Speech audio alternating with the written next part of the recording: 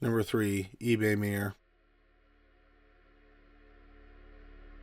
In 2012, Saudi Rees Charlambas was a 34-year-old painter living in London, England. He lived with 20-year-old Joseph Birch, who was an art and design student. In October of that year, their landlord put a mirror in their apartment's dumpster. Charlambas and Birch asked their landlord if they could take the mirror. He said they could keep it. The Victorian-style mirror had a walnut frame and a rounded top. They hung it over one of their radiators. Not long after, weird things started happening around the apartment. The radiator and phone line stopped working. Their keys would mysteriously disappear and pictures would fall off the wall. They would hear loud bangs and they'd find objects had been moved. Birch went to the bathroom one morning after hearing a loud bang. He found toiletries all over the floor and a ball of shaving foam in the toilet, even though it usually sat on the other side of the room. Birch became paranoid and he hated being in the apartment alone because he felt like he was being watched. While Charlambas and Birch were in the apartment, they felt completely drained of energy, but they felt fine once they left the apartment. Birch became depressed and eventually went on antidepressants. Charlambas would wake up in the middle of the night screaming from stabbing pains throughout his whole body. At first, the roommates didn't connect their experiences to the mirror. A few weeks after they got the mirror, Birch painted the wood frame metallic silver, and then things got worse. That night, Birch started to get stabbing pains in the night like his roommate. They would wake up at the same time, and then their pains would suddenly disappear. Initially, they thought that someone was performing black magic on them. But then, they started seeing shadows in the mirror. One day, Birch noticed movement in the mirror from the corner of his eye when he was walking by it. He stopped and stared at it and saw dark shadows flicker in the mirror. The roommates confronted the landlord and asked if he wanted the mirror back, but he said he wanted nothing to do with it. By now, Birch was certain that his declining mental health had to do with the negative energy that was attached to the mirror. Charlambas thought that something terrible must have happened in front of the mirror and it absorbed that energy. One night, Birch woke up with many prominent red scratches on his torso. That's when the roommates decided they needed to get rid of the mirror, or else things could get worse. Charlambas got the mirror appraised by an antique dealer who said it was worth about £100. 5 months after they picked up the mirror, they put it on eBay for £100. Their eBay post was honest about their experiences with the mirror.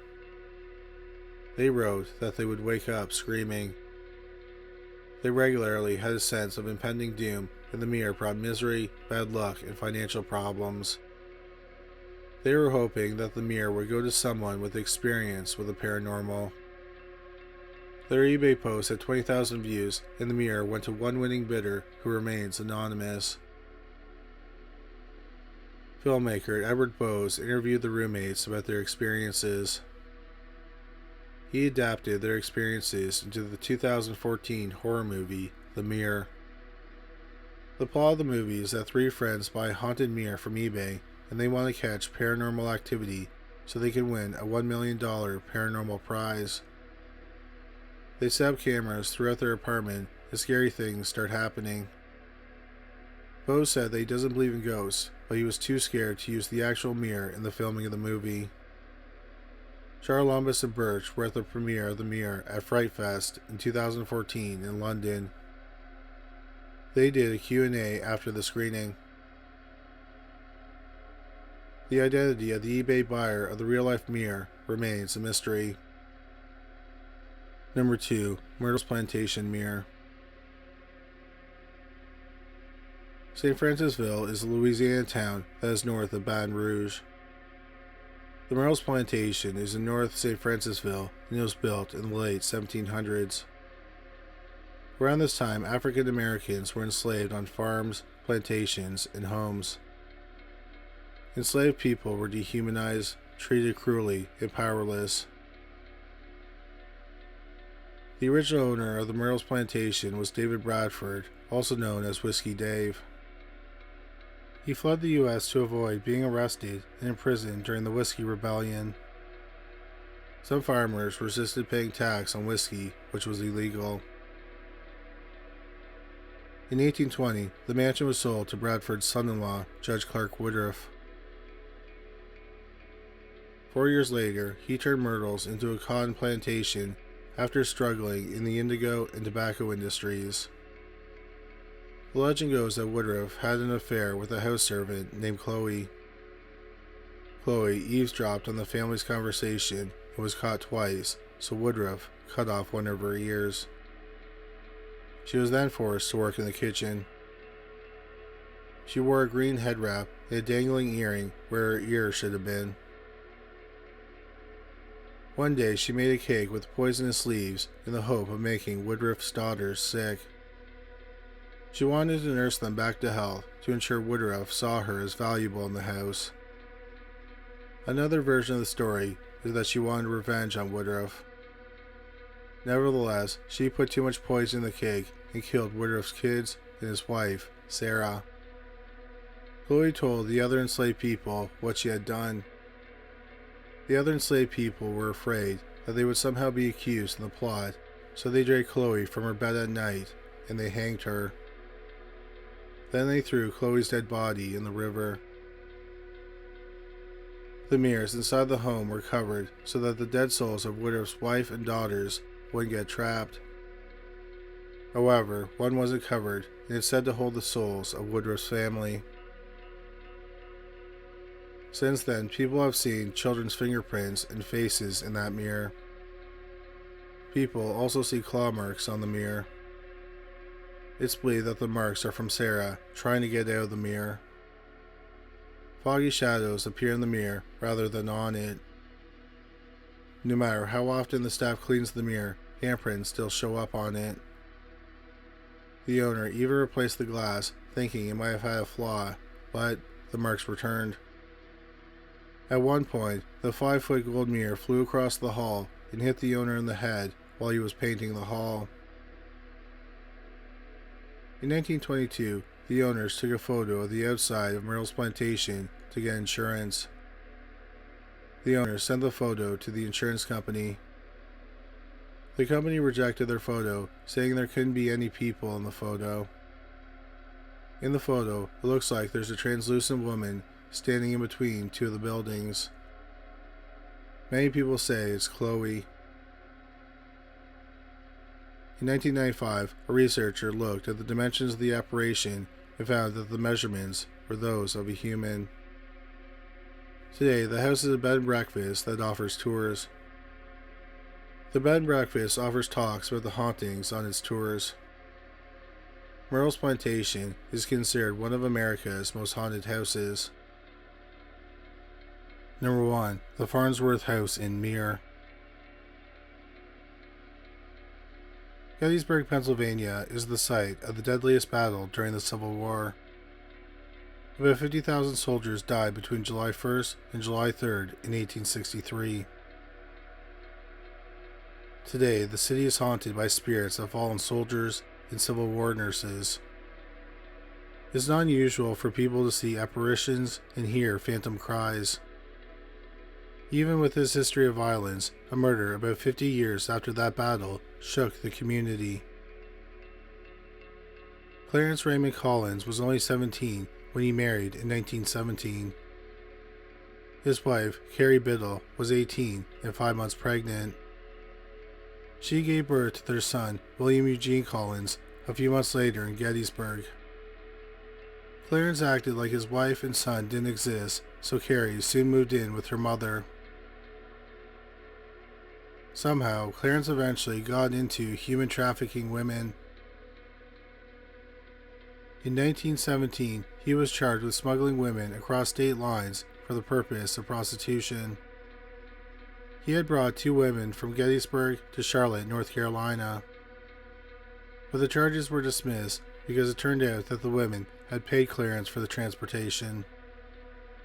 Gettysburg was a small town, and somehow Clarence met a man named Charles Clinton Reinecker, who was 1 year younger than Clarence. Reinecker's father died when he was 9, and his mother died a year later, making him an orphan at the age of 10.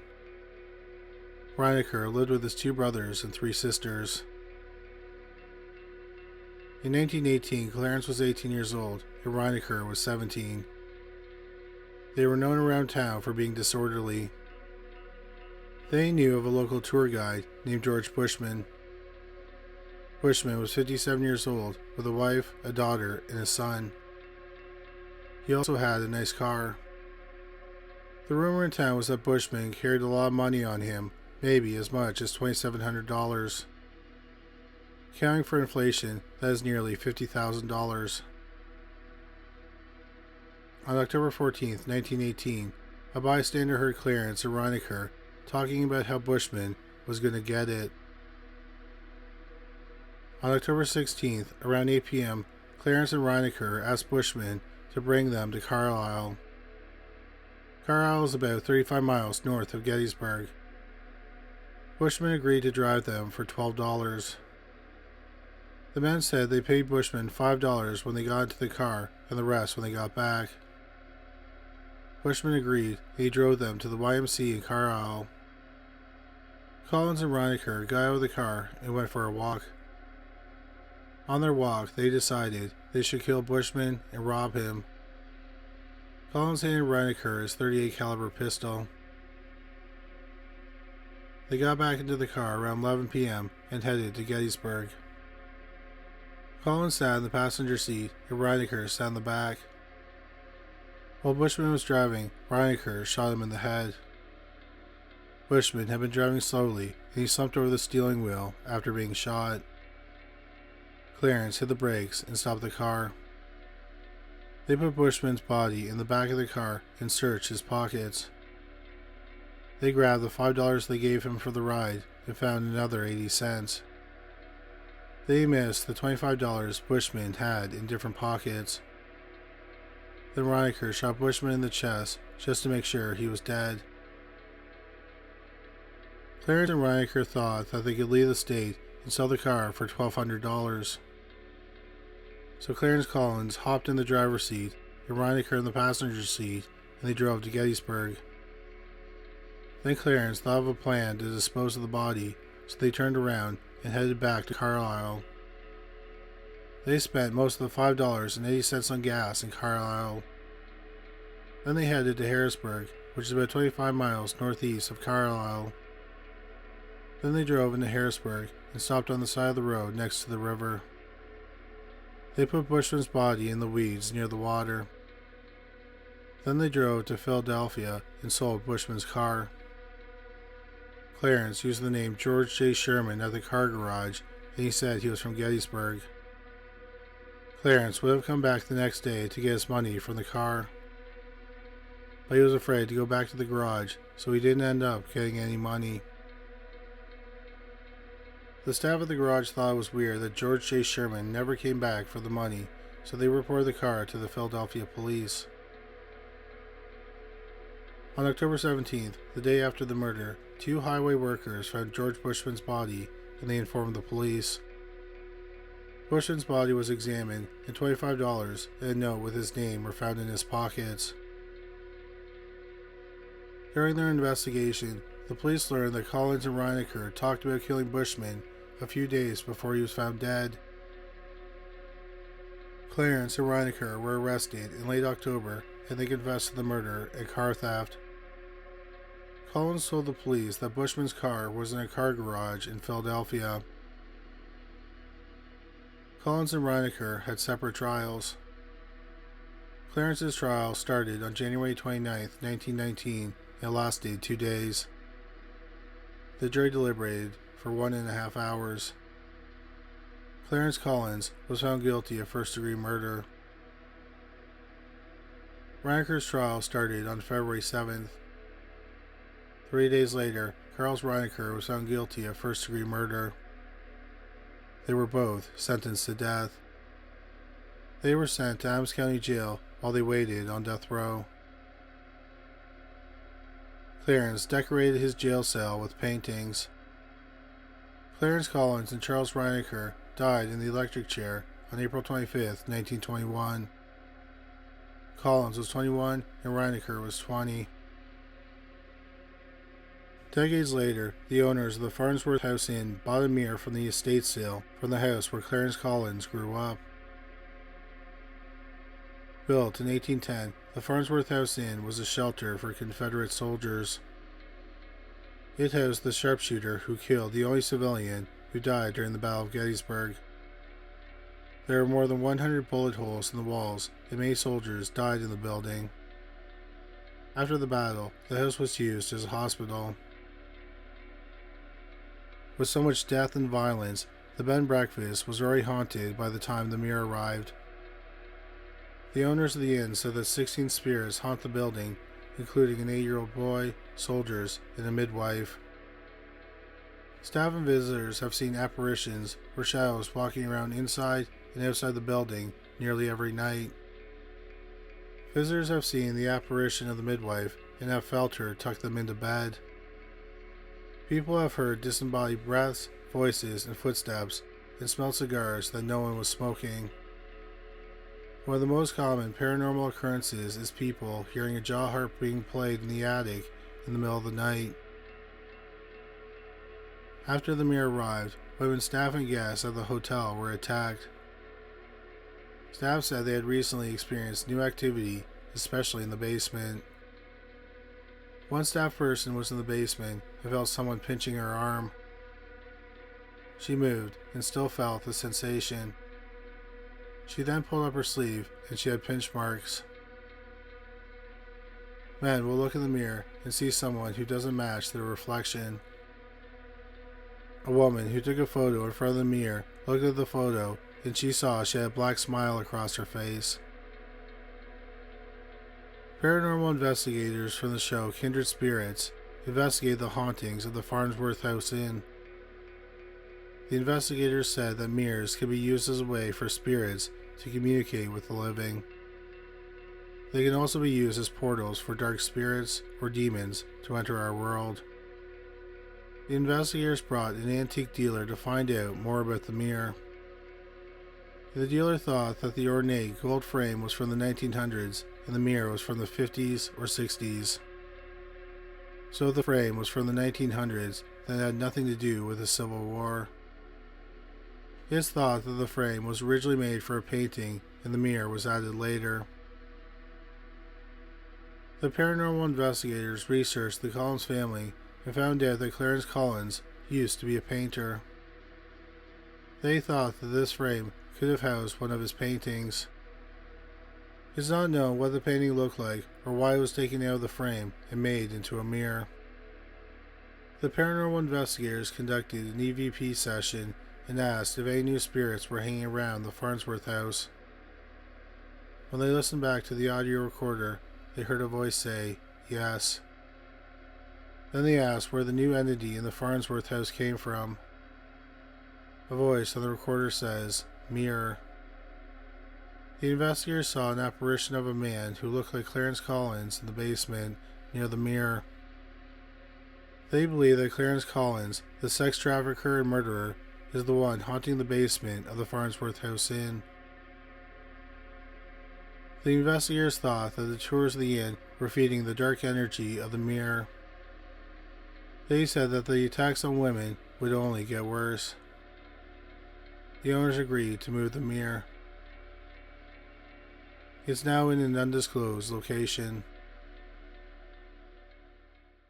Thank you so much for watching this video. We hope you found it interesting. If you did find it interesting, please make sure you subscribe. We'll have a new video about the paranormal every week. If you just discovered this channel, please make sure you check out our other channel, Criminally Listed. We have over 325 videos featuring bizarre but true crime stories. You can find it at youtube.com/criminallylisted. We also have a podcast about cold cases that were eventually solved called Criminally Listed Presents Into the Killing. You can find it on Stitcher, Spotify, Amazon Music, and anywhere you find great podcasts. But that's all for today. Thanks again for watching.